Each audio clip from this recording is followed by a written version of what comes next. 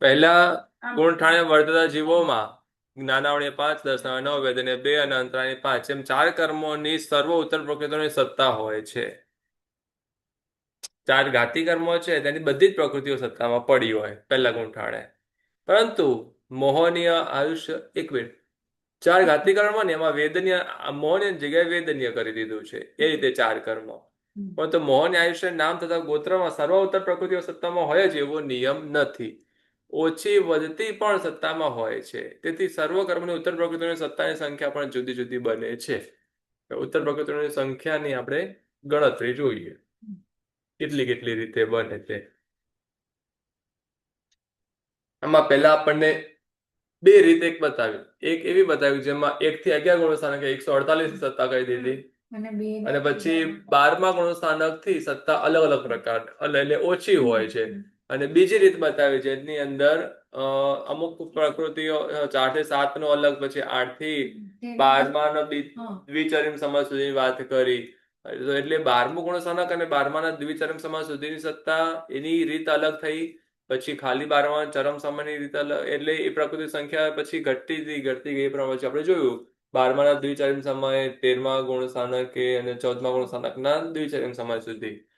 એટલે જે બધું જોયું તો હવે એવી રીતે ઘણી બધી પ્રકૃતિઓ થઈ શકે છે. 9મા 9 ભાગો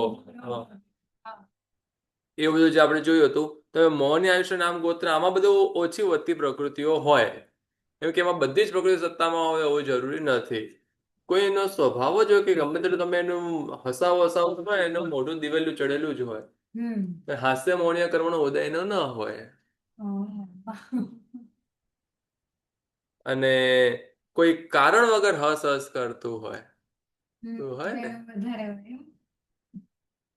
એટલે કર્મના ઉદય વિના કઈ કાર્ય થતા નથી હોતા. સાથે કોઈને બીજો કોઈ કર્મનો ઉદય વધારો કોઈને એટલે હોય ને કોઈના ઘરમાં મીઠું વધારે વપરાતું હોય, કોઈના ઘરમાં હિંગ વધારે વપરાતી હોય ને તેનું કારણ શું? તો બસ એક આદત એમની પ્રકૃતિ તેવી. એટલે એવી રીતે બધી જગ્યા પર પણ એક જવાબ ત્યાં એક જ મળે તેવી તેની પ્રકૃતિ. વિશેષ કારણ તમે કેમ આટલું આ ન વાપરવું, આ વાપરવું એવા કન્ડિશન્સ મૂકી ન શકાય ત્યાં. એવો કોઈ સરકારી નિયમ નથી કે તમારે આ વસ્તુ આટલી જ લેવી માર્કેટમાંથી. જેટલું ખરીદવું એટલું ખરીદી શકાય ને. કોઈને ખાલી ભાત ખા કરવા હોય તો ખાઈ શકે ને. ગવર્મેન્ટ ના પાડે? ના પાડે. રાશન કાર્ડમાં મળતું પછી તો એ ગવર્મેન્ટ પોતાની સાઈડથી અમુક ડિસ્કાઉન્ટેડ પ્રાઇસમાં એટલું લિમિટેડ આપે. તમને તમારા પૈસે તમારા પૈસે ખરીદવું હોય તો કોઈ લિમિટેશન એમાં તમે તો એટલું ડિસ્કાઉન્ટેડ પ્રાઇસ આપો. વધારે જો તો તમે વધારે પૂરા પૈસા આપીને તમે લઈ શકો છો. એટલે અહીંયા કુદરત ડિસ્કાઉન્ટેડ પ્રાઇસમાં કર્મ નથી આપતું. એ સારું છે. કારણ કે કર્મ ભૂલમાં લેવાઈ જાય તો તકલીફ થઈ જાય. ત્યારે એટલે આપણે જે કર્મ જેટલા બાંધવા હોય એટલા બાંધી શકીએ છીએ. પણ જેટલું બાંધ્યું છે અહીંયા એઠું મૂકવાની મનાઈ છે. બધું વાપરવું પડશે. એટલે આપણે કનેક્ટ કર્યું છે તો આ ક્યાં અવાજ છે? જાય આમાંથી. અહીંયા નહીં આવે સીધો. એ લોકોને પેલી લેપટોપમાં સંભળાય છે. તમને સંભળાય છે ને મારો અવાજ? એમને બરાબર જ સંભળાય છે. કનેક્ટ કર્યું છે ને એટલે પૂછું છું કે આ માઈક અહીંયા છે. અરે ખાલી ઇનપુટ આમાંથી જ છે. ખાલી આઉટપુટ જ આમાં હશે. આમાં ઇનપુટ છે પણ ઇનપુટ લીધું નથી. સ્પીકરનો અવાજ ખાલી જે અંદર ઓનલાઈન છે એ લોકોને સંભળાય છે. આપણને એનાથી કોઈ ફેર નથી પડતો. આપણને સંભળાય છે ને એ બોલશે છે ને એટલે બોલશે તો સંભળાય. લોકોનો અવાજ આવે તો સંભળાતો ને. પેલા આનો સ્પીકરનો લેપટોપનો અવાજ બહુ લો પડતો હતો ને. લેપટોપમાંથી બોલે છે એનો અવાજ આવે. મોહનીય કર્મની સત્તા 28, 27, 26 એમ 3 જાતની હોય છે. હવે કોઈ અનાદિ મિથ્યાત્વી છે એ સત્તામાં તમે તો મિશ્ર મોહનીય હોય જ નહીં. તેની સત્તા જ 26ની જ હોય. અને અભાવી જીવને બે ઈ જ હશે. એટલે અનાદિ મિથ્યાત્વ જ થયો ને. હા એટલે એટલે એ જ અનાદિ મિથ્યાત્વી સર્વ જીવ છબી સત્તા વાળા જ હોય. નિગોદના જે પેલું જે અવ્યવહાર હશે નિગોદ વાળા જીવો એને બે તો કે 26 ની સત્તા જ હોય. એને- જે જીવો ઉપશમ સમ્યક્ત્વ ક્ષયપતન સમ્યક્ત્વ પામીને પડીને પ્રથમ ગોઠાણે આવ્યા છે તેઓએ 3 પુંચ કરેલા હોવાથી 28 સત્તા હોય છે. અને આ સત્તા પલ્યોપમના અસંખ્યાતના ભાગ પ્રમાણ કાળ સુધી હોય છે. આમ તો મોહનીય કર્મની સત્તાની લિમિટ કેટલી છે તો કે 70 કોડા કુમડી સાગરોપમ. એના કમ્પેરમાં પલ્યોપમ તો બહુ નાનું અને એ પલ્યોપમનો અસંખ્યાત્મક ભાગ તો સાવ નાનો. એટલા ટાઈમ સુધી જ સમ્યક્ત મોહન અને મિશ્ર મોહનીયની સત્તા હોય, વધારે ન હોય. કારણ કે ભવિષ્યના બહુ પલ્યોપમનો અસંખ્યાત્મક ભાગ જેટલા કર્મને જ એ સમ્યક્તમોને મિશ્ર મોહનીયમાં કન્વર્ટ કરે અને બેલેન્સ લાંબુ પડ્યું પણ એટલા કર્મને જ સમ્યક્તમાં કન્વર્ટ કરે, પછી બીજું બધું પછી મિથ્યાત્વમાં. આપની જેમ એટલે ઉતર્યા પડ્યા છે પણ થોડાક ને ડોલરમાં. હા એ જો મને થતા નથી, ખાલી મને બધે કેટલા બધા લેવાના ભેગા થયા છે. ખબર મારે એક વખત બેસીને અઠવાડિયું લાગશે મને આખું એનું લિસ્ટ બનાવતા. તમને બધાને કહી દેજો કોણે કેટલા કેટલા આપવાના છે. હમ આ ગુરુજી સત્તા હા આ તમારે અત્યારે કેટલા છે? ના ના હિસાબ કરી લેવા દો એકવાર. આપે એવું કીધું ને કે મોહનીય કર્મની આમાં 28 છે ને, તો આપ 26 કેમ બોલ્યા? જે જીવે હજી સમ્યક્ત મોહનીય મિશ્ર મોહનીય ક્યારે બનાવ્યું જ નથી એ જીવની કેટલી હોય? 26 હોય. 26. પણ પડેલી તો 28 છે ને, બનાવ્યું નથી. બનાવ્યા વગર પડી કેવી રીતે હોય? જે જીવ અવ્યવહાર હશે નિકોદાળો છે તો જે જીવ ક્યારેય સમ્યક્ત પામ્યો જ નથી, અનાદિ મિથ્યાત્વી જીવ છે, તો એ જીવ પાસે તો સત્તાની અંદર 26 જ હશે. કારણ કે બધા મિથ્યાત્વ મોહનીયમાંથી જ સમ્યક્ત મોહનીય મિશ્ર મોહનીય બનાવવામાં આવે. એ મિથ્યાત્વમાંથી સમ્યક્ત મિશ્ર કન્વર્ટ જ ન કરે તો એટલે આમ આપણે અત્યારે ગણવાની તો 28, પણ પછી જ્યારે આપણે શું કહેવાય એના જ્યારે હા જીવ વિશેષ પ્રમાણે અલગ, તમારે અલગ અલગ જોવાની. હા ત્યારે 26. આમાં આપણે કોન્સ્ટન્ટ સામાન્ય 28 થઈ ગઈ છે. સામાન્યથી 28 માં ગણી છે. હમ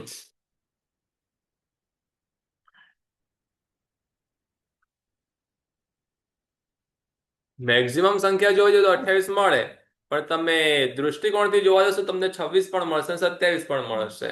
તો 27 કેવી રીતે? હા એ પણ આપણે હમણાં જાણીશું. પહેલા ગુણઠાણે આવ્યા પછી પ્રથમ સમયથી સમ્યક્તમ મોહની અને મિશ્ર મોહનીની ઉદ્વેલના કરવા માંડે છે. ઉદ્વલના એટલે ખબર છે ને, આમાંથી આમાં ઉલેચું, એકમાંથી બીજામાં નાખવું. મિક્સ કરું. મિક્સ કરું ગુરુજી કે પહેલા મિથ્યાત્વ મોહની સમ્યક્ત મોહનીમાં કન્વર્ટ કર્યું હતું, તો સમ્યક્તને પાછું મિથ્યાત્વમાં કન્વર્ટ કરવું એને કહેવાય ઉદ્વલના. બે શબ્દ આવેલા હતા ઉજ્જવલના અને બીજું કોઈ કઈ કન્વર્ટ કરું છું. અપવર્તના. અપવર્ત. હા અપવર્તના પ્રોગ્રેસમાં હોય, ઉદ્વલના ડિગ્રેસમાં. એટલે ગુરુજી આપે એવું કહેવા માંગુ છું કે ઉદ્વલના અગર એકથી બીજામાં કન્વર્ટ થાય તો એ લોઅર ગ્રેડનું જ હોય, એ સારામાં ન હોય, આપ એમ કહો છો? કર્મ જ એના પર ડિપેન્ડ. હા ઉજ્જવલના હું એ જ 144 પાછળ ઉદ્વલના કર્યું. સંક્રમણનો એક વિશિષ્ટ પ્રકાર કે જેના વડે સંક્રમયમાં પ્રકૃતિ નિર્મૂળ થઈ. હવે આ તો જરાય ન સમજાય. તો meaning નો- આપણે જોઈશું બધું એ આપણે Okay, okay. અત્યારે બેઝિક સમજી લીધું ને, Basic આગળ જોઈ લેશું પછી.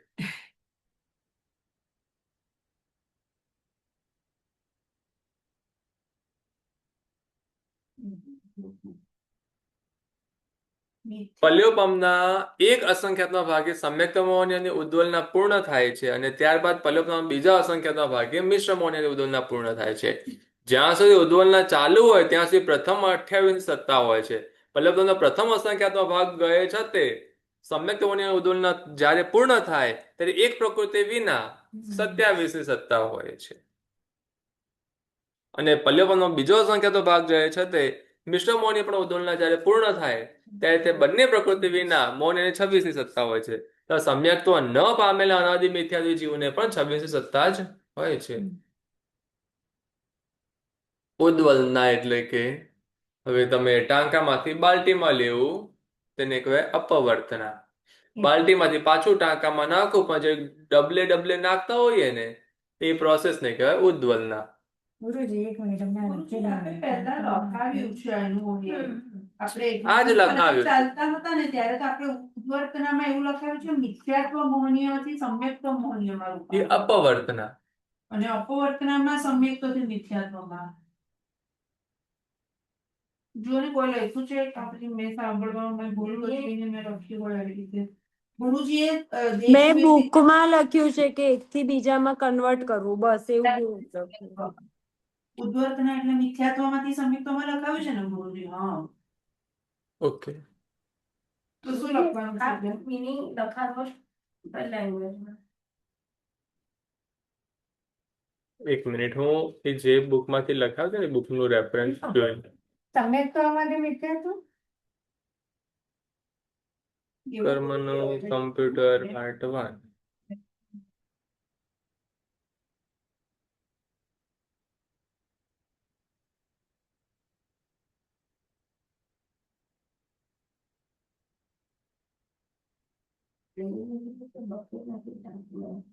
હા, બકેટમાંથી ટાંકીમાં લેવું એ ઉદ્વર્તન.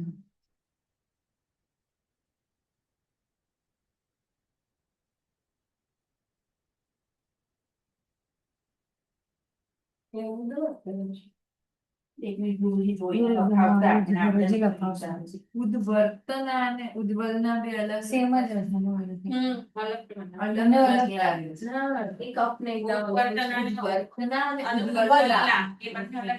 ઉદ્વર્તનાકરણ અને અપવર્તનાકરણ વિષયમાં પહેલા લખાવેલું હતું તમને. એમાં આમાં લખ્યું છે કે આત્મામાં પ્રત્યેક સમયે જુદા જુદા ભાવો પેદા થાય છે. તેમાંના કેટલાક ભાવો એવા છે કે જે શાંતિકાળમાં રહેલા કર્મોના સમયમાં અને તેની તીવ્રતામાં વધારો કરવાનું કામ કરે છે. તેને ઉદ્વર્તનાકરણ કહેવાય છે. ઉદ્વર્તના એટલે કે વધારો અને અપવર્તના એટલે કે ઘટાડો. સ્થિતિને રસ વધારવો એમ કીધું તો આપણે ગુરુજી ઉદ્વર્તનામાં. ઉદ્વર્તનાકરણથી એ સ્થિતિ અને રસ વધી જાય. સ્થિતિને રસ એમાં વધે. એ ઉદ્વર્તનાકરણ. હા, અને ઉદ્વલન એટલે કે ખાલી કરવું, ઓછું કરવું. ગુરુજી ઉદ્વર્તનાને ખાલી કરવું. ઉદ્વર્તનાકરણ અલગ હતું અને ઉદ્વલના એ કરણ નથી. ગુરુજી આપ લખાવો. ટૂંકમાં એ જ મેં તમને પેલું હમણાં કહ્યું ને, ટાંકામાં બાલ્ટીમાં પાણી લેવું એ અપવર્તન. ઇટ મીન્સ ઘટાડો કરો. બીજાના નાકમાં ભેજા ઓછું થાય ને પહેલા. ટાંકામાંથી બાલ્ટીમાં લો ને તમે તો ઓછું પાણી. જે મેન છે એ મેન માંથી બીજો નાનો પાર્ટ બને છે. જે પાણી છે એટલે કે એ અત્યારે ઉપયોગ થશે ને તો એ બાલ્ટી વાળો ઉપયોગ થશે. એ પાણીમાંથી એ પાણી ફિલ્ટર કરવામાં આવશે કે પાણીનો પોતું કરીને ગંદુ કરવામાં આવશે તો એ બાલ્ટી વાળું પાણી થશે. ટાંકા વાળું એમને એમ પડ્યું રહેશે. તો એટલે જેવું છે એવું ને એવું રાખવા માટે ટાંકાનું પાણી, અને જેવું છે એમાંથી પરિવર્તિત કરવાનું હોય તે બાલ્ટી વાળું પાણી. એટલે કન્વર્ટ થવાનું છે એ પાણી બાલ્ટી વાળું. તો ઉદ્વલના એટલે કે કન્વર્ટ કરવું.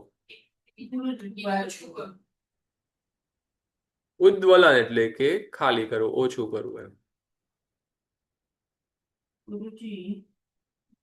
ગુરુજી એટલે ઉદ્વર્તના એટલે મિથ્યાત્વ મોહનીયમાંથી સમ્યક્ત્વ મોહનીયમાં રૂપાંતર એ બરાબર છે કે ખોટું છે? ઘટાડો.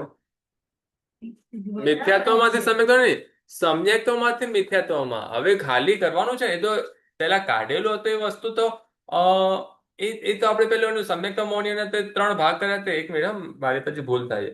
સમ્યક્ત્વ મિથ્યાત્વ મૌનીયને ત્રિપુંજીકરણથી 3 કર્યા ને, હવે એ 3 કરેલા ને પાછું મિથ્યાત્વમાં નાખવું ને એને ઉદ્વલના કહેવાય. ના ઉદ્વર્તના અને અપવર્તના, ઉદ્વલના નહીં અત્યારે, એટલે ઉદ્વર્તના અને અપવર્તના. ઉદ્વલના જ કહું છું. ઉદ્વલના એટલે શું? ઉદ્વલના એટલે કે ખાલી કરવું. વર્તનના પણ એ આપણે મિથ્યાત્વ માટે ઉદ્વલન શબ્દનો હું અર્થ અત્યારે કહું છું. ગુરુજી લખાવી તો નહીં પ્રોપર. ઉદ્વલન એટલે શું? આજે આ મિથ્યાત્વ છે.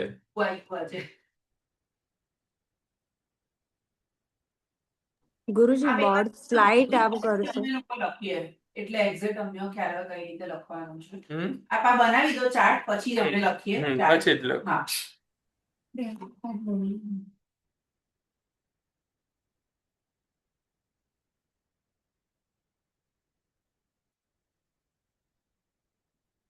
આટલું મિથ્યાત્વ મૌન્ય છે. મિથ્યાત્વ મૌન્યના આટલા ભાગને ત્રિભુજી પર. 2 ભાગમાં કન્વર્ટ કર્યું હતું. આટલું સમ્યક્ત્વ ને આટલું મિશ્ર. એટલે આ મિથ્યાત્વ છે, આ સમ્યક્ત્વ છે, આ મિશ્ર, આ પાછું મિથ્યાત્વ છે. એટલે આપે જે બે રેડ લાઈન કરી છે એમાંથી ઉપર અડધું નીચે વાળું સમ્યક્ત્વ, ઉપર વાળું મિશ્ર, અચ્છા. 2 કર્યા છે. હવે આટલું કરેલું છે, આ જીવ આને પાછું આમાં નાખે તો એને કહેવાય ઉદ્વલન. એટલે સમ્યક્ત્વ મોહની અને મિથ્યાત્વ મોહનીયમાં પાછું ના પાછું આને મિથ્યાત્વ મૌન્ય બનાવવું એટલે ઉદ્વલન. હમ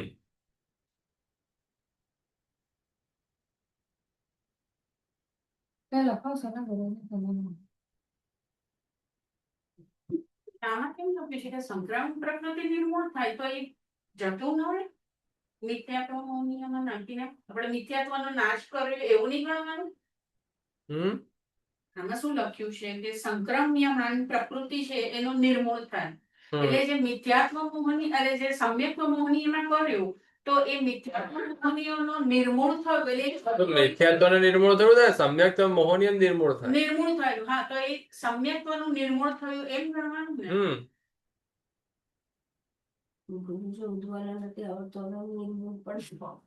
નિર્મૂળ એટલે કે મૂળ વગરનું, ખાલી કરી નિર્મૂળ. વૃક્ષ વગરનું.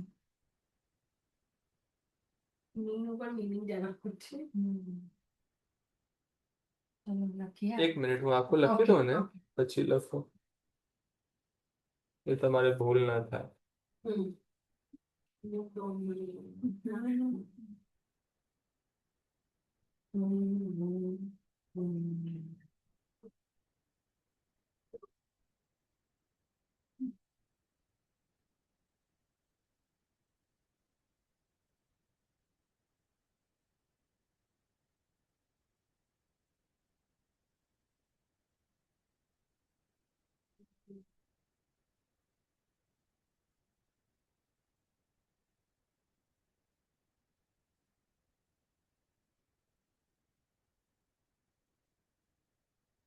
લખો.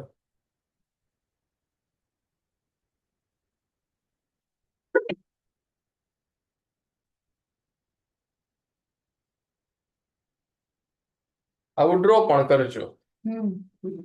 આમાં સાથે લખજો એટલું.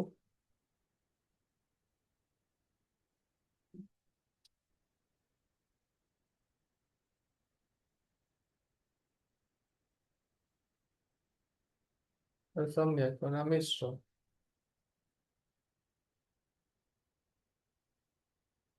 ગુરુજી આ શું લખ્યું છે? મિશ્ર વંચાય છે. પેલા બીજામાં શું લખ્યું છે? સ ઓનલી સ. હા, એટલે સમ્યક મૌન. ફરીથી ક્રમશઃ.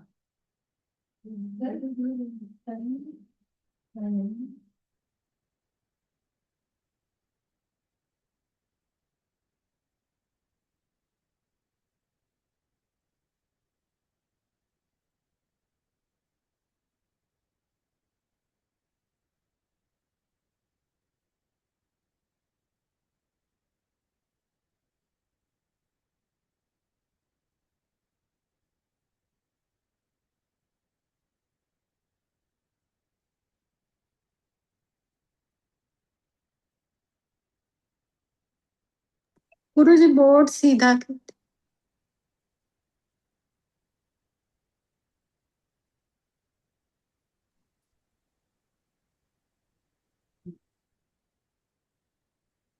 ઉદ્વલનમાં ખાલી સમ્યક્ત્વને જ મિથ્યાત્વ મના મિશ્રને નહીં. હા, બીજું ક્રમશર બંનેને પેલા સમ્યક્તોને નાખીએ એ પછી નાખ્યા પછી મિશ્રને નાખીએ. પછી મિશ્રને.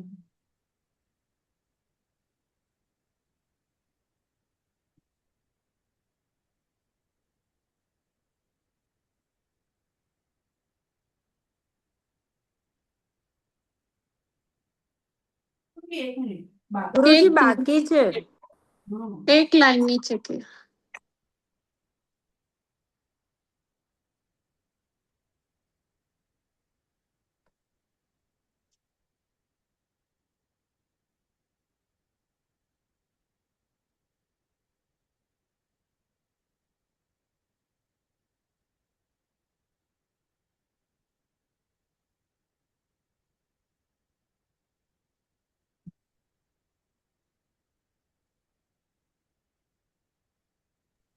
ગુરુજી ક્રમશર પછી શું લખ્યું છે?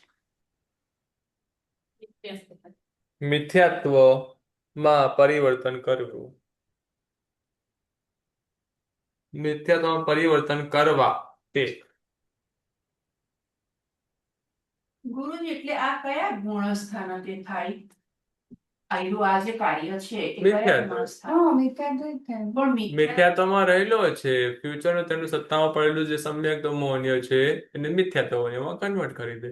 એટલે પહેલા ગુણસ્થાનકે આવે પછી આ કાર્ય થાય. કે જ્યાં હોય તે તેને ગમે. પેલા ગુણસ્થાનક આવે કે નહીં? ઉપસમ સમ્યક્ત્વ. એક એક હોય જ છે ને. ના ના ઉદ્ભવને ઉપસમ પછી સમ્યક્ત્વ પામ્યો નીચે આવે ત્યારે ઉપસમ સમ્યક્ત્વ પામ્યો હતો ત્યારે એને સમ્યક્ત્વ ગમ્યું એટલે મિથ્યાત્વ મોહન એને સમ્યક્ત્વ કર્યું. હવે મિથ્યાત્વ પામ્યો એટલે એને મિથ્યાત્વ ગમ્યું એટલે પોતે સમ્યક્ત્વ મોહન પાછું મિથ્યાત્વ કરે. એટલે જીવ જ્યારે ચોથા ગુણસ્થાનકથી પડીને પાછો પ્રથમ ગુણસ્થાનકે આવે બીજા ગુણસ્થાનકે પણ નહીં કરે પ્રથમ હમ. ગુણસ્થાનકે આવે ત્યારે આ કાર્ય. હમ હમ. બીજા ગુણસ્થાનકનો કાળ જ બહુ ઓછો છે શું કરે. હા બીજા છ આવલી એક જ રામ. છે. ગુરુજી લખાવી દો ને આ વાત હું જે બોલી. એ હવે બહુ બેઝિક છે આ બધું તમારું પ્રેક્ટિસમાં એમ જ થઈ જશે. ભૂલી જાય હમણાં બધું યાદ રહે પછી પાછું ભૂલી આ જવાય. તો તમે તો આપણો હજી બીજા 2-3 મહિના ચાલી જશે આવી રીતે જો જોવા જશું તો.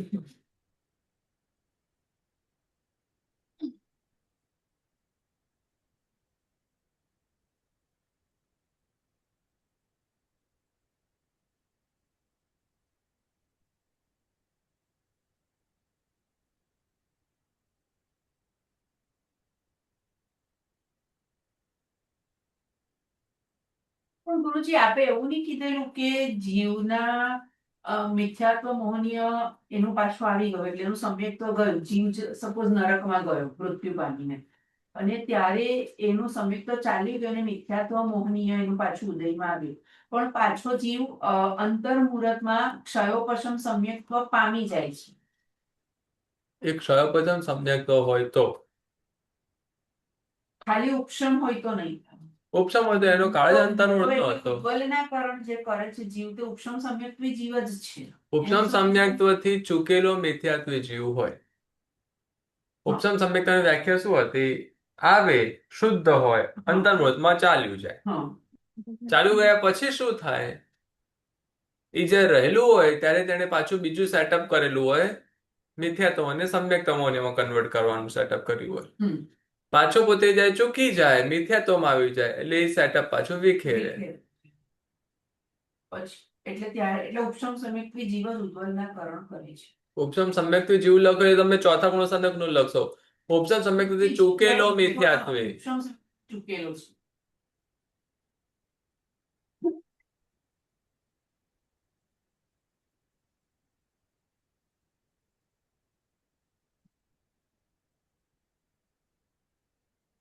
ચાલો આગળ જોઈશું. હમ. એટલે ઉદ્વલના કરે છે. ગુરુજી હજુ ફરીથી પેલું ઉદ્વર્તના અને અપવર્તનામાં કંઈક તો ભૂલ છે અમારી લખવામાં. એ તમે એમાં જોઈ લેજો. પણ ક્યાં તે- આપ્યું તે છે? ઉદ્વર્તના ને તમને અપવર્તના લખાવ્યું તો લખાવ્યું તે છે. જ છે. ઉદ્વર્તના ને અપવર્તનાનું કર્મનું કામ- લખાવ્યું તો છે બધું. કર્મનું કમ્પ્યુટર પુસ્તક તમને શેર કરી હતી ને, એમાં એમાં પેજ નંબર 148 પર છે. 148.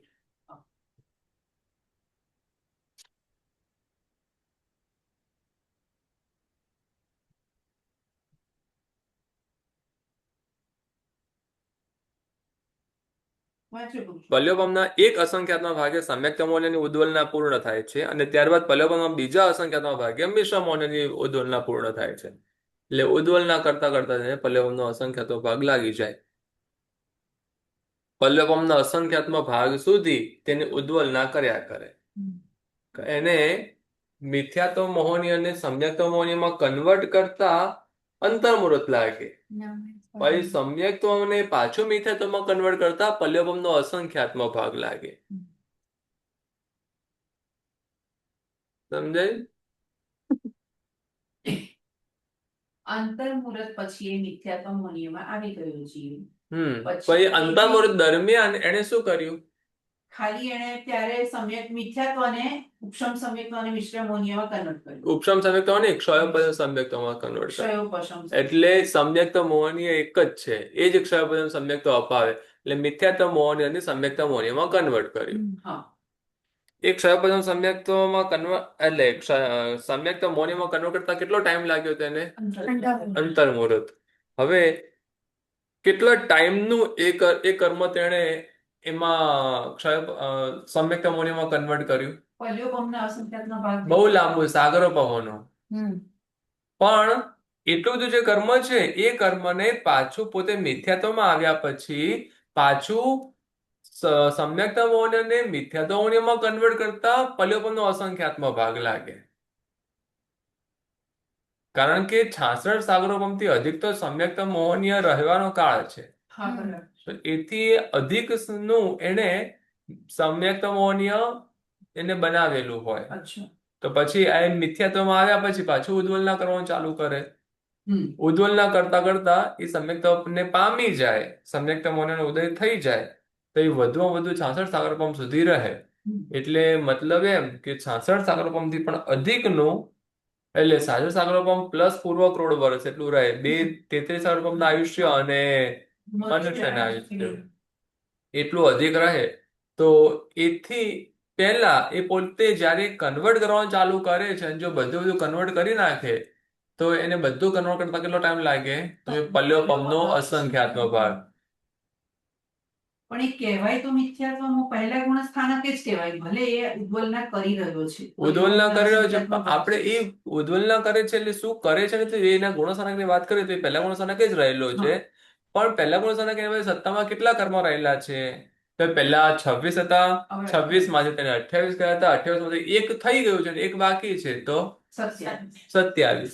એમ એમ જોવાનું હતું. પલ્યોપમનો પ્રથમ અસંખ્યાત ભાગ ગયે છતે સમ્યક્ત મોહનીયની ઉદ્વલના જ્યારે પૂર્ણ થાય ત્યારે તે એક પ્રકૃતિ વિના 27 સત્તા હોય છે અને પલ્યોપમનો બીજો અસંખ્યાત ભાગ ગયે છતે મિશ્ર મોહનીયની પણ ઉદ્વલના જ્યારે પૂર્ણ થાય ત્યારે તે બંને પ્રકૃતિ વિના મોહનીયની 26 સત્તા હોય છે. એટલે પહેલી જે સત્તા જાય તે સમ્યક્ત મોહનીયની જ જાય, મિશ્રની નહીં જાય. મિશ્રની પછી જ છે. અને સમ્યક્ત્વ પામ્યા પહેલા એ જીવ 26 સત્તા વાળો હતો અને જ્યારે ઉદ્વલના બધી પૂરી કરી લે તે પાછો 26 સત્તા વાળો થઈ જાય. એટલે બે પ્રકારે જીવ 26 સત્તા વાળો હોય. વચ્ચેના ફરી એકવાર બોલશો?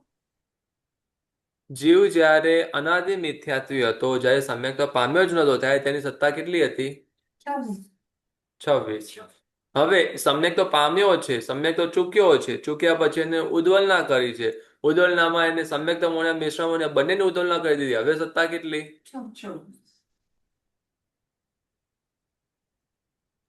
એ ના ખબર પડી ગુરુજી. સમ્યક્ત્વ પામ્યો હતો, સમ્યક્ત્વ પામતી વખતે એને સમ્યક્ત મોહનીય કન્વર્ટ કર્યું હતું, મિશ્ર મોહનીય કન્વર્ટ કર્યું હતું. સમ્યક્ત્વ ચૂકી ગયો, સમ્યક્ત મોહનીય મિશ્ર મોહનીય બંને પાછું મિથ્યાત્વમાં નાખ્યું, બધું પાછું મિથ્યાત્વમાં નાખી દીધું, કમ્પ્લીટ થઈ ગયું. હવે સત્તા કેટલી? 26. એટલે સમ્યક્ત પામ્યા પહેલા પણ 26 અને 26 ઉદ્વલના અને થઈ પછી ગયા પણ. પછી પણ 26. ઓકે. આવું મોહનીય કર્મો સાથે હોય. હવે આયુષ્ય કર્મની વાત કરીએ તો આયુષ્ય કર્મની બાબતમાં જ્યાં સુધી પરભવનું આયુષ્ય જીવ બાંધે નહીં ત્યાં સુધી એક જીવને આયુષ્યની ઉદિતની જ સત્તા હોય છે. ઉદિત એટલે કે ઉદયમાં રહેલું હોય તે. એટલે જ્યાં સુધી હવે અત્યારે આપણે ધારો કે હજી બીજા હજી 40-50 વર્ષ જીવવાનું બાકી ને, તો જો એટલું હોય તો મતલબ અત્યારે હજી આયુષ્ય કરવાનો બંધ થયો નથી. એક હિસાબે મોહ ફેરવી દે છે. નથી જીવવું 40-50 વર્ષ? કોને? અરે હું તો લખતી હતી ગુરુજી. હા ચાલે. નહીં તે ઉદાસીન ભાવ નહીં દર્શાવશો, તમને સંસાર પ્રત્યે એટલો બધો વૈરાગ્ય થઈ ગયો છે. તો થઈ જાય પતી ગયું. છે. એટલે પરભવ આયુષ્ય ન બાંધ્યું હોય તો પછી ખાલી એક જ આયુષ્યની સત્તા હોય, અને બીજું આયુષ્ય બાંધી દીધું હોય તો મૃત્યુ ન પામે ત્યાં સુધી 2, અને મૃત્યુ પામ્યા પછી પાછું 1. પણ આમાં પણ પાછું હોય, જો જે જીવ જે ગતિ ન હોય તેને બીજું તે જ ગતિનું આયુષ્ય બાંધ્યું હોય તો એ પાછું એક જ થઈ ગયું. એક જ ગતિ ગણાય. મનુષ્ય આયુષ્ય જ બાંધે તો, અથવા તિર્યંશ આયુષ્ય જ બાંધે તો, અને 2 જીવ જ બાંધી શકે, બીજાની વાત નથી. તો પણ પાછો એક જ સજાતિ હોવાથી બધા આયુષ્યને પણ એક જ આયુષ્યની એક સત્તા ગણાય. માટે વિજાતિ આયુષ્ય બાંધનારને જ 2 આયુષ્યની સત્તા, બાકી 1 આયુષ્યની સત્તા હોય છે. ચારે ગતિના અનેક જીવોને સાથે વિચાર કરીએ તો 4 આયુષ્યની સત્તા પણ સમૂહને આશ્રયને ગણાય છે, પરંતુ સત્તા સમૂહ આશ્રિત હોવાથી સત્તા સ્થાનક કહેવાતું નથી.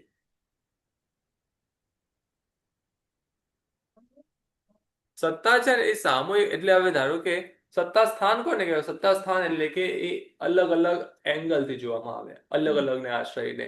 એક જીવના આશ્રયને તો કે આટલી અથવા આટલી અથવા આટલી અથવા આટલી, એવી રીતે ઘણી બધી રીતે થઈ શકે.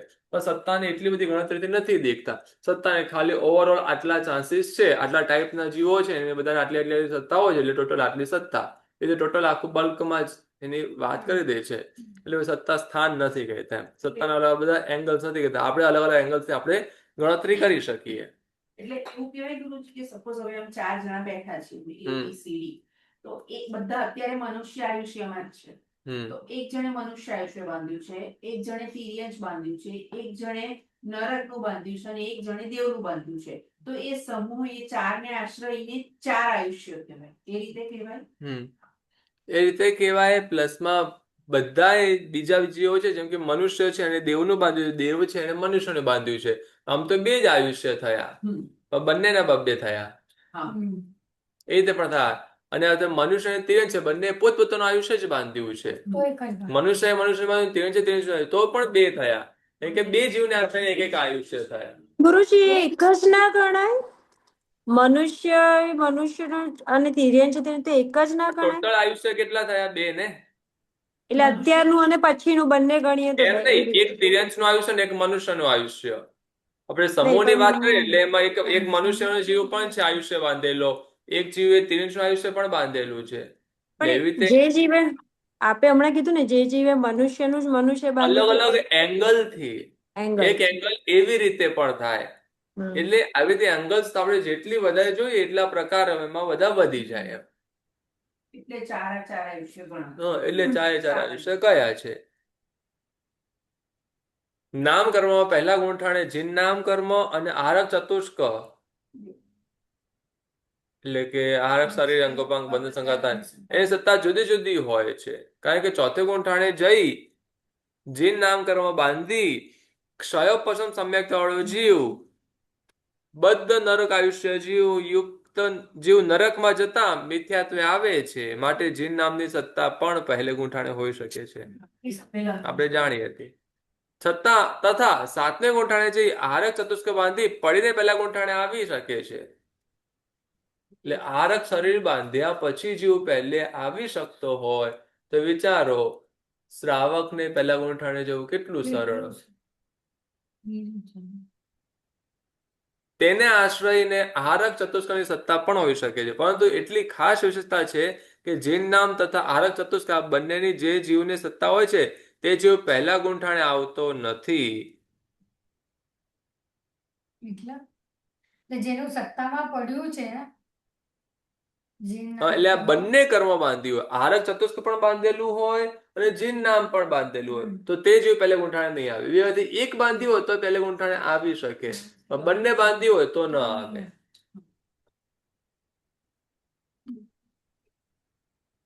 પાંચમા કર્મગ્રંથમાં કહ્યું છે કે એક કામ કરીએ, આપણે પછી વાંચીએ, પાંચમા ગ્રંથ ભણી લઈએ.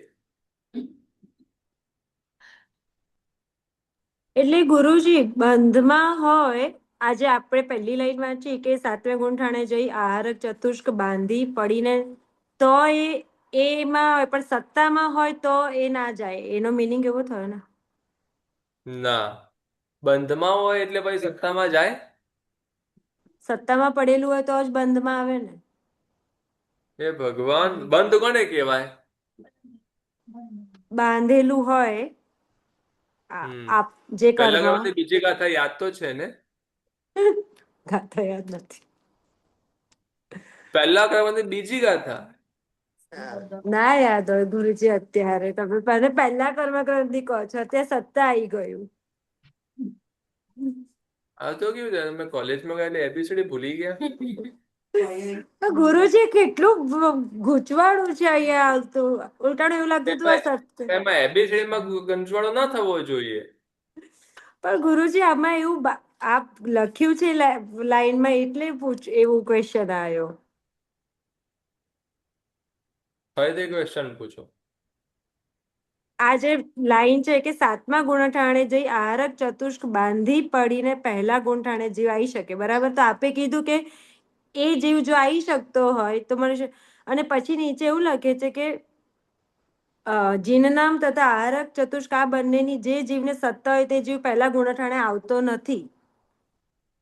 તો આ બંનેમાં કન્ફ્યુઝન થાય છે. પહેલામાં લખ્યું છે ને કે આ ક્લિયર છે, બે માંથી એક એક કર્મ બાંધનારો જીવ હોય ને તો તે જીવ ક્ષયોપશમ સમ્યક્તવી હોઈ શકે, ને ક્ષયોપશમ સમ્યક્તવી જીવ પહેલા ગુણ સ્થાને કે આવી શકે છે, નરકમાં જવા વાળો હોય તો. એટલે ક્ષયોપશમ સમ્યક તો પામ્યો છે, જીન નામ બાંધ્યું છે, અથવા આહારક દ્વિક બાંધ્યું છે, અને એની પહેલા તેને નરક આયુષ્ય બાંધી દીધેલું હતું.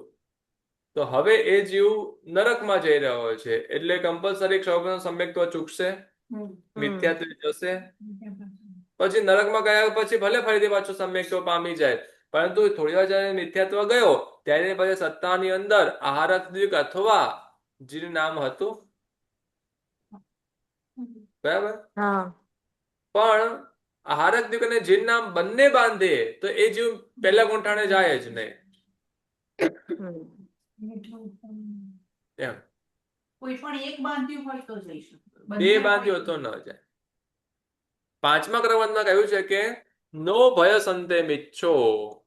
હવે 12મી ગાથામાં કીધું છે, જો કરી લીધો તો આપણે આ ફૂટનોટ આ બધું વાંચવું ના પડે. ગુરુજી આપ જે આ વાંચી રહ્યા છો ને આપણે હમણાં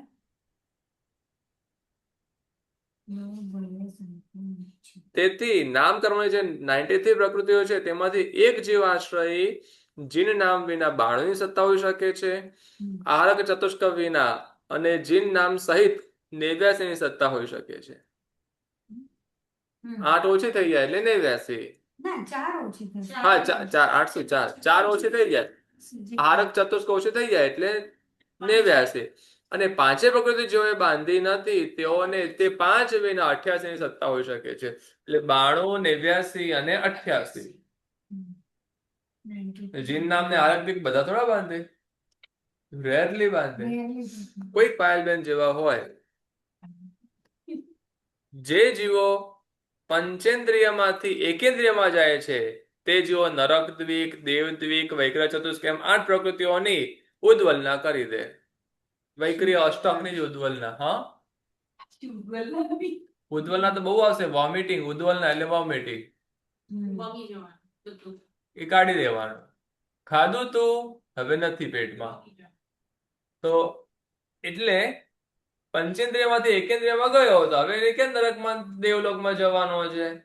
એકેન્દ્રિયમાં તો લોંગ ટર્મ સુધી પડ્યા રહેવાનું છે. એકેન્દ્રિયમાં જાય એટલે અસંખ્ય જાય એટલે અસંખ્ય કન્ફર્મ ના થોડી વારમાં આવી શકે પણ એના ચાન્સીસ ઓછા હોય. ઓછા. હમ. એટલે એમાં સૂક્ષ્મ અને દેવ અને નરકમાં તો જવું એના માટે બહુ મુશ્કેલ થઈ જાય, કારણ કે ત્યાંથી નીકળતા એ જો તિર્યજ ગતિને પાવે, પંચેન્દ્રિય તિર્યજ પણ પાવે, એમાં જ દમ નીકળી જાય. અને પંચેન્દ્રિય બન્યા પછી એ જીવ તિર્યજ દેવલોકમાં જઈ શકે, નરક અને દેવલોકમાં. દેવલોકમાંથી બી તો એકેન્દ્રિયમાં જઈ શકે છે ને ઇઝીલી. પણ એકેન્દ્રિયમાંથી દેવલોકમાં ના જઈ શકે.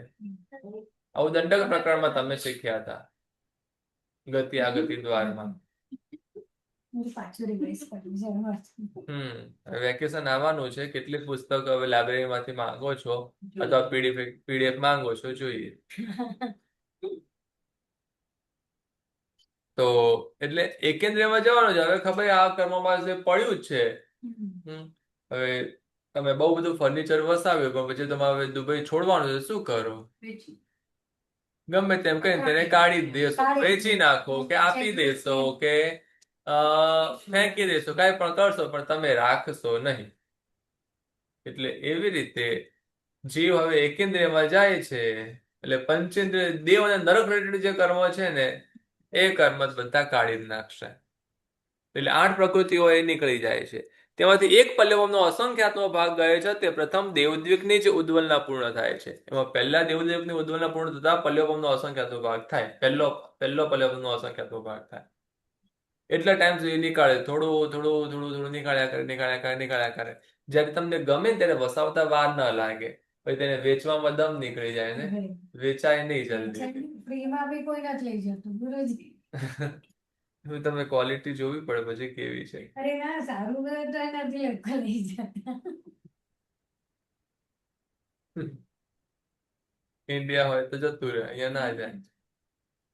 ખબર તો છે ને ભાઈ ની ફ્રેન્ડ લોકો મિલાવા શીખ્યા, બધું ફર્નિચર ફ્રીમાં રાખ્યું તોય છેલ્લે કોઈ નહીં લઈ ગયો. એટલે અમુક લઈ ગયા, અમુક બધું એ લોકોને પૈસા આપવા પડ્યા રોકી વાળાને. ફ્રીમાં બી કોઈ નહીં લઈ ગયું. હા એ જ. અહીંયા લઈ જશે પણ ધીમે ધીમે ધીમે જશે, ધીમે લઈ એટલે જશે. પલ્યોપમનો અસંખ્યાતનો ભાગ લાગે. એક પલ્યોપમનો અસંખ્યાતનો ભાગ લાગે. અને પહેલા દેવદ્વીપની જ ઉદ્વલના પૂર્ણ થાય છે, પછી પલ્યોપમનો બીજો અસંખ્યાતનો ભાગ કહે છે તે શ્રેષ્ઠ 6 ની ઉદ્વલના પૂર્ણ કરે છે. કઈ 6? નરક દ્વીપ અને વૈક્રિય ચતુષ્ક. તેથી 28 માંથી દેવદ્વીપની ઉદ્વલના થવાથી 86, શ્રેષ્ઠ 6 ની ઉદ્વલના થવાથી 80 ની સત્તા હોય છે. કમમાં પડ્યું. એમાં સંક્રમણ કરણની 66મી ગાથામાં છે. એ કેટલામાં કર્મ ગ્રંથ છે એવી નથી. કર્મ પૈડી 6 કર્મ પછી કર્મ પ્રકૃતિ નામનો ગ્રંથ છે. કર્મ પ્રકૃતિ એનો પ્રાકૃતમાં કર્મ પૈડી કહેવાય. કર્મ પૈડી માંથી આ 6 કર્મ ગ્રંથ બન્યા છે. એનો એમાંથી આ છે. હા બરોબર. મેજોરિટી પાર્ટ એમાંથી છે. એટલે 6 કર્મ ભણ્યા પછી તમને ભણવું હોય તો કર્મની વિશેષ બધી વિગત કર્મ પૈડી છે. જેમ તમને સંસ્કૃત ભણવું હોય તો મેન બધી વિગત તો સિદ્ધેમ શબ્દમ શાસનમમાં છે. સિદ્ધેમ શબ્દમ શાસનમ એ વ્યાકરણનું નામ છે, વ્યાકરણ. અને પણ એ ભણવા માટે તમારે પહેલા 2 બુક ભણવાની. એ બુક ભણો એટલે તમને બેઝિક સંસ્કૃત બધું આવડે ને, એ આવડે પછી તમે પેલું વાંચી જોઈએ કે સંસ્કૃત વ્યાકરણ એ સંસ્કૃતમાં છે. ઇન્ડિયામાં હમણાં બધા માણસાઓ બહુ બધાને પ્રેરણા કરે છે ને સંસ્કૃત ભણવા માટે. ભણે પણ છે, મારા સાહેબ પોતે પણ ભણતા હોય. માસ્ટર બી ભણે ને ઘણા બધા શ્રાવકો બી. તમને ભણવું છે, હું ભણાવી શકીશ.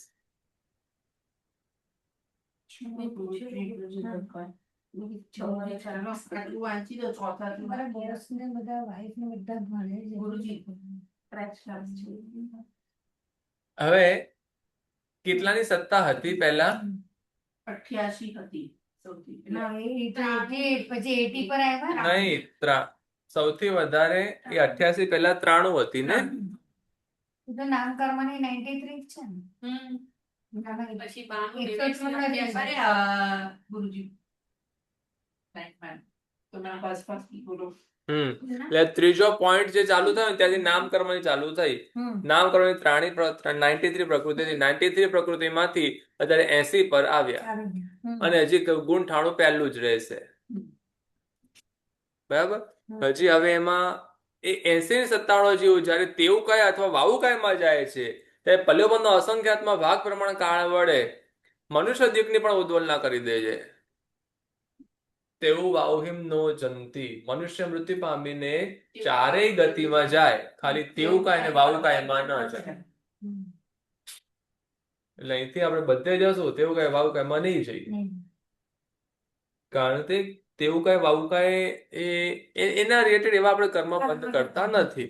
પણ તેવું કાય વાવું કાયમાં ગયેલો જીવ હવે મનુષ્ય દીપમાં પણ જલ્દી ના આવે, એ પર બહુ વાર લાગી જાય. એટલે જે બહુ લાંબા ટાઈમ પછી જે છે ને તો એ પછી અત્યારે કાઢી જ દે. તમને જે વસ્તુ 5-10 વર્ષ પછી જરૂર પડવાની હોય અત્યારે તમારી પાસે પડી હશે, તમે શું કરશો? અત્યારે તોય કાઢી દેશો, ભલે તમને જરૂર પડવાની છે તોય કાઢી દેશો. એ આટલો ટાઈમ સુધી સાચવી શકાય એવું છે નહીં, એટલે કાઢી દેવામાં આવે.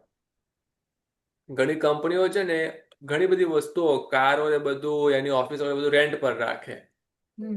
એ પાછળ કારણ કે કાલે ખાલી કરવું પડે ને, આ બધું પોતાનું હોય તો તકલીફ પડે. બિઝનેસ બંધ કરવામાં ઈઝી થઈ જાય રેન્ટ પર હોય તો. એટલે સ્કૂલોની બધી બસ બધી રેન્ટ પર જ હોય ને, એ બધું બહુ હોય.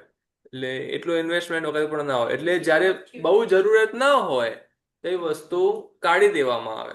એટલે મનુષ્ય દીકની પણ સત્તા તેવું કાંઈ વાવું કાંઈ નો જીવ કાઢી દે, એટલે 78 ની સત્તા થાય છે. આ પ્રમાણે 92 એટલે 93 તો હોય, 92, 89, 88, 86, 80 અને 76 એમ 6 પ્રકારની સત્તા.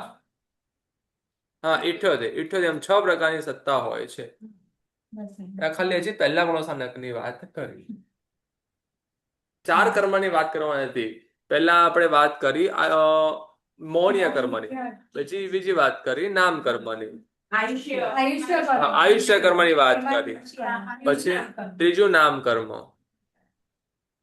હવે ચોથું ગોત્ર કર્મ. ગોત્ર કર્મમાં સામાન્યથી બંને ગોત્ર કર્મ વારાફરતી બંધાતા હોય છે.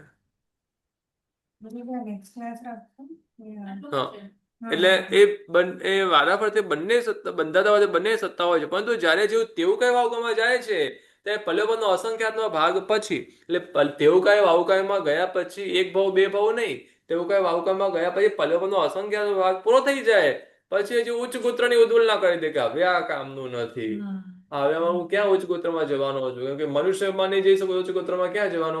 તેવું કઈ વાવ એની કઈ વેલ્યુ હોય? આ એર એકદમ ઊંચી જાતિની છે, એર નીચી જાતિ, એવું કઈ ના હોય, બધું નીચું છે, એની કઈ કિંમત જ ના હોય.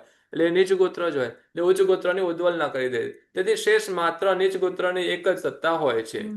તેવું કઈ વાવું કાયમાં ગોત્ર કર્મની પણ ઉદ્વલના થઈ જાય છે. આ પ્રમાણે 4 કર્મોમાં સત્તાનો તફાવત હોવાથી 8 કર્મોની સત્તા પહેલે ગુંઠાણે આ પ્રમાણે જુદી જુદી હોઈ શકે છે, જુદી જુદી રીતો છે. તેવું કાય અને વાવું કાય છે એ મનુષ્યમાં તો ન જ આવે, પણ એ પછી એના પછી આગળ 84 સુધીમાં જ જઈ શકે. દેવ નરક કશું જ નહીં બને. મનુષ્ય દેવ દંડક પ્રકરણ ખોલો, ગતિ આ ગતિ દ્વાર જુઓ, બધું જ એમાં આપી દેશે. આ પહેલું ગુંઠાણું જોયું, હવે બીજું ગુંઠાણું. એક જ ગુંઠાણું છે કે તમારો ચાર્ટ ક્લાસમાં રાખો. તમારો ચાર્ટ ક્યારે કમ્પ્લીટ થશે? ગુરુજી, હવે અમે આ ચાર્ટ કેવી રીતે દરેક ગુણસ્થાનક પ્રમાણે જ બનાવીએ? આમાં ચાર્ટમાં આપેલા છે એમાં આપી આપણે 14 વાળું બનાવો ને. એક તમે કેટેગરી પહેલા અલગ અલગ બધી ડિવાઈડ કરો. એક કેટેગરીમાં કેટલા ગુણસ્થાનક બેસે છે, બીજી કેટેગરીમાં કેટલા ગુણસ્થાનક બેસે છે. એક પેલા રફ પેજમાં લખો. દેખો પેલા આમાં શું અનાદિ મિથ્યાત્વી, અનાદિ મિથ્યાત્વી જ્ઞાનાવળી આટલા, દર્શનાવળી વેદનીય, મૌન્ય છે. 4 કર્મોનું જ્ઞાનાવર્ણ્ય, દર્શનાવર્ણ્ય, વેદનીય અને અંતરાય. ને 8 કર્મોના અનાદિ મિથ્યાત્વીને લક્ષીને પછી અનાદિ મિથ્યાત્વી અબદ્ધાયું, બદ્ધાયું ને અનાદિ મિથ્યાત્વી. પછી એમાં જયારે આયુષ્ય કર્મ આવે ને ત્યાં 2 કેટેગરી લખવાનું કે બદ્ધાયુનું આયુષ્ય હોય તો આ જીવમાં આટલું, આ જીવમાં આટલું, દ્વિજાતિ અને ગુરુજી આ ફોર્મેટ રાખવાની આપણે જે આ ફોર્મેટ અમને વધારે સારું પડશે. એ ફોર્મેટ રાખવાની ઉપર અહીંયા બીજે ફોર્મેટ વધતું જશે, એ 2-3 પેજ થઈ જશે એમ. તો ઉપર અલગ અલગ કેટેગરી એડ થતી જશે અને એમાં સંખ્યા નીચે એ અહીંયા લખવાનું હા, એટલે ત્યાં ટાઇટલ ઊભું લખવાનું. હશે ને નંબર્સ આપણે જે કોલમ્સ હા કોલમ્સ આ તમે લખ્યું ને આ ગુરુજી સંખ્યા બોર્ડમાં એકવાર બતાવો ને. હા આ બોર્ડમાં લખવાનું એ લખશું તો જરા ક્લેરિટી થશે. પણ આ રફમાં લખજો, રફમાં તમારું 2-3 પેજ બગાડશે. હા બસ એ બતાવો ને, એ વધારે ઈઝી પડશે. મને બોર્ડ પર લખવું નહીં. જો આ જે કર્યું છે ને, 1 મિનિટ,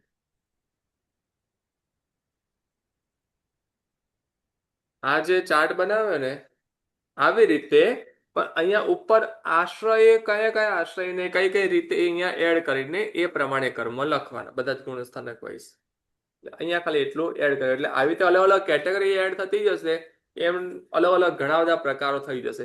આમાં કારણો નહીં આવે, ખાલી આ જ આવશે. એ કેટેગરી એટલે આટલા આટલા આટલા આટલા કર્મ. અને એ ગુણસ્થાન, આ પાછા આમાં ગુણસ્થાનક પણ નથી ને. અચ્છા, આ તો પેલું આ મોહનીયનું જોયું હતું ને. હા, આમાં 14 ગુણસ્થાનક આવ્યું નહીં.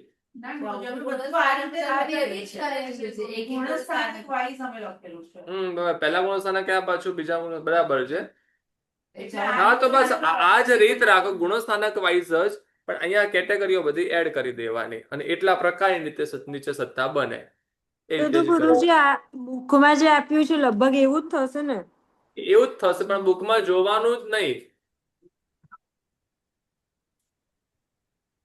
બુકમાં તમે તમારું કરી લીધા પછી રેફરન્સ માટે જો, પણ પહેલે જોઈ લેશો તો પછી તમારી મહેનત કાંઈ નહીં રહે. તમે પાછળનું ચાર્ટ પેલું આ જોવાનું, આજે આપણે વાંચ્યું ને એ જોવાનું, પણ પેલો અંદર ચાર્ટ આપ્યો ને ચાર્ટ નહીં જોવાનો. કેમ કે તો ચાર્ટ ને રેડી મળી જશે. રેડી મટીરિયલ તમે કોપી પેસ્ટ કરશો એનાથી તમને કાંઈ કઈ પછી નહીં આવડે. તો લખવાનો કોઈ અર્થ નથી. તો પછી તમે ઝેરોક્સ પણ આમાં મૂકી શકો છો, એ કઈ મતલબ નથી. જે બુકમાં બનાવેલો છે એ રીતે જ અમે બનાવીએ, એ રીતે બનાવવાનો, પણ એમાં છે ને અહીંયા લખ્યું છે કે તમારે ઊભું કરી દેવાનું, અહીંયા આ કર્મ એમને એમ રહેવા દેવાના. હા, એટલે થોડુંક ચેન્જ થઈ જશે. આપણે જે પ્રકૃતિ લખતા હતા સેમ એ જ રીતે લખવાની, ખાલી કોલમ વધી જશે આ બાજુ, એમ કહો છો ને ગુરુજી? એ કોલમ એડ થઈ જશે ને એ પ્રમાણે સંખ્યામાં પરિવર્તન થઈ જશે અને ફાઇનલ ફિગર ચાર્ટમાં આપ્યું છે ને એ પ્રમાણે આવશે. અલગ ચાર્ટમાં બધું પતી ગયા પછી રેફરન્સ માટે જોવો તો બરાબર છે, પહેલેથી જોશો તો પછી કઈ તમારી મહેનત જેવું રહે. બરાબર. છેલ્લે પાછળ એક છે ને જેમાં આપણે હા, પણ એ બંધ એ નંબર્સ વાળું સત્તામાં નહીં બની શકે. એ અલગ અલગ રીતે બનાવશો ને, એટલે એ કઈ આટલું કરો પછી પણ આપણે જોઈએ કે વિજાતીય આયુષ્ય હોય તો કેવી એવી રીતે, પણ એમાં બીજા શેમાં આવશે?